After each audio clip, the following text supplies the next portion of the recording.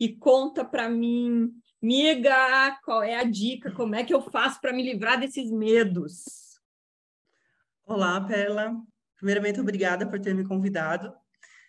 Então, o segredo é um só. Você precisa aprender a confiar em você, confiar que você consegue aprender. E eu fui percebendo aos poucos que essa é a chave, que muitos dos alunos que têm medo de falar inglês, que têm medo de se comunicar, o único problema deles é o medo realmente de se comunicar em inglês.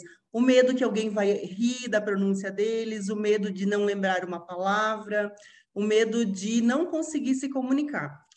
E aí eu venho estudando e colocando algumas técnicas em prática há alguns anos já, e aí eu fui percebendo assim que eu fui tendo muitos bons resultados com os meus alunos.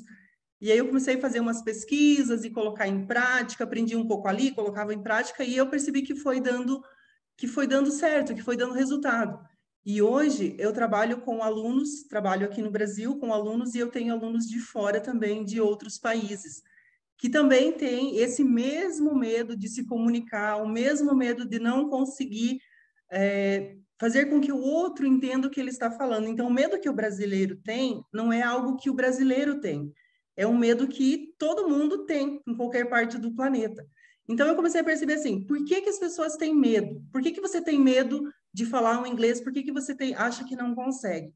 E aí, a primeira coisa que eu faço com o meu aluno é perguntar para ele qual é a maior dificuldade em relação ao idioma. E aí a resposta é essa que você comentou antes, que tem medo, medo, medo, medo, sempre o medo.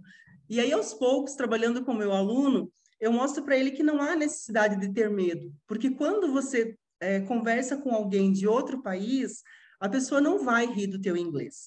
Eu tenho alunos hoje que estão no básico, eles fizeram inglês há 5 meses e eles conseguem participar de uma reunião internacional, que é um dos meus projetos internacionais. São reuniões com pessoas de outros países e eles conseguem se comunicar com 5 meses estudando inglês. Então, lógico, é o inglês com pessoas que também têm o mesmo tanto de inglês que eles, pessoas que conseguem se comunicar da mesma forma que eles conseguem. Mas com 5 meses, tendo essa autonomia para comunicar em inglês, assim, eu percebi que estão dando certo as técnicas, e isso é muito bacana. Você ouvir depois de uma reunião, a primeira vez que o aluno foi para uma reunião internacional e ele dizer, eu consegui, eu consigo, isso é maravilhoso. E é isso que eu ensino para o meu aluno, a perceber as micro-vitórias que eles têm. Porque quando a gente começa a estudar inglês, o que a gente quer? Ah, eu quero ser fluente, eu quero viajar pelo mundo, eu quero ter um bom salário. E aí, às vezes, ele acaba se frustrando. Por quê? Porque algumas escolas de inglês dizem assim, que em 6 meses você vai ser fluente. E isso, infelizmente, é uma utopia, não é verdade. Leva um pouquinho mais de tempo. Você consegue se comunicar em inglês se você se dedicar. Então, eu tenho alunos que com 1 ano se comunicam muito bem, com 6 meses, depende do tanto que você se dedica. Então, quanto mais você estudar, mais você se dedica. Muito E legal. eu sempre comento assim com eles que hoje em dia, com a tecnologia, não tem como a gente não aprender. E eu sempre conto para eles a forma que eu aprendi.